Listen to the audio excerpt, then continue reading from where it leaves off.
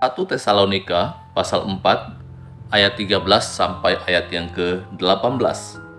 Kedatangan Tuhan. Selanjutnya kami tidak mau, saudara-saudara, bahwa kamu tidak mengetahui tentang mereka yang meninggal, supaya kamu jangan berduka seperti orang-orang lain yang tidak mempunyai pengharapan. Karena jika kita percaya bahwa Yesus telah mati dan telah bangkit, maka kita percaya juga bahwa mereka yang telah meninggal dalam Yesus akan dikumpulkan Allah bersama-sama dengan Dia. Ini kami katakan kepadamu dengan firman Tuhan, kita yang hidup, yang masih tinggal sampai kedatangan Tuhan, sekali-kali tidak akan mendahului mereka yang telah meninggal. Sebab pada waktu tanda diberi, yaitu pada waktu penghulu malaikat berseru dan sangkakala Allah berbunyi, maka Tuhan sendiri akan turun dari sorga, dan mereka yang mati dalam Kristus akan lebih dahulu bangkit. Sesudah itu, kita yang hidup, yang masih tinggal, akan diangkat bersama-sama dengan mereka dalam awan menyongsong Tuhan di angkasa. Demikianlah kita akan selama-lamanya bersama-sama dengan Tuhan. Karena itu, hiburkanlah seorang akan yang lain dengan perkataan-perkataan ini. Saudaraku yang dikasihi oleh Tuhan Yesus Kristus, salah satu tujuan dari Paulus menuliskan surat kepada jemaat yang ada di Tesalonika adalah untuk meluruskan pandangan mereka tentang kedatangan Tuhan yang kedua kalinya, dan juga memberikan pemahaman kepada mereka bagaimana keadaan orang yang telah mati di dalam Kristus.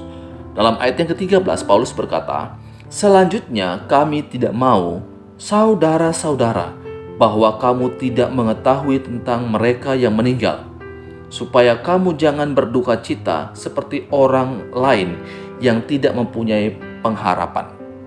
Paulus tidak melarang orang untuk berduka cita kalau ada sanak saudaranya, keluarganya yang meninggal.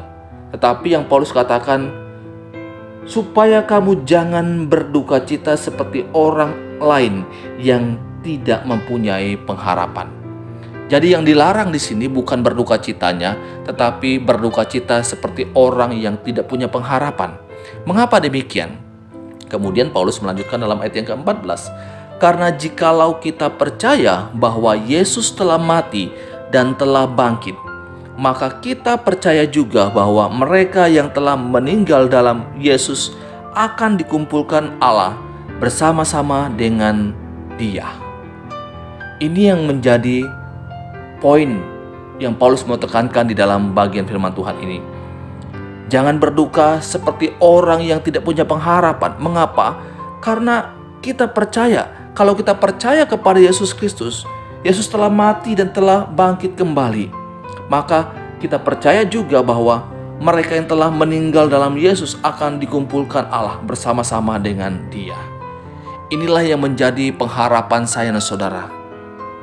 Meskipun kita mengalami berbagai macam kesulitan dan tantangan-tantangan dalam hidup ini, seperti yang dialami oleh jemaat yang ada di Tesalonika, mereka menantikan kedatangan Tuhan karena kesulitan-kesulitan yang mereka alami. Biasanya orang ketika mengalami kesulitan pasti punya satu pengharapan untuk kapan Tuhan segera datang. Kalau orang hidup senang, kadang-kadang tidak berharap untuk Tuhan datang segera karena menikmati kenikmatan dalam dunia ini. Tetapi bagi orang-orang yang mengalami kesulitan hidup, kesusahan secara terus-menerus, biasanya dia akan berpikir, kapan Tuhan akan datang supaya ia bisa terlepas dari berbagai macam kesulitan-kesulitan dan menikmati kebahagiaan bersama Tuhan dalam kerajaan sorga. Nah, Bapak Ibu Saudara yang dikasihi oleh Tuhan Yesus Kristus, suatu jaminan pasti bagi saya dan saudara. Kita akan bersama-sama dengan Bapa di sorga ketika kita percaya kepada Yesus Kristus. Jadi bukan bicara kapan kita mati, bagaimana cara kita mati. Yang menentukannya adalah apakah kita percaya kepada Yesus sebagai Tuhan dan Juru Selamat kita secara pribadi. Orang yang percaya kepada Yesus Kristus, jaminannya adalah hidup kekal bersama dengan Bapa di sorga.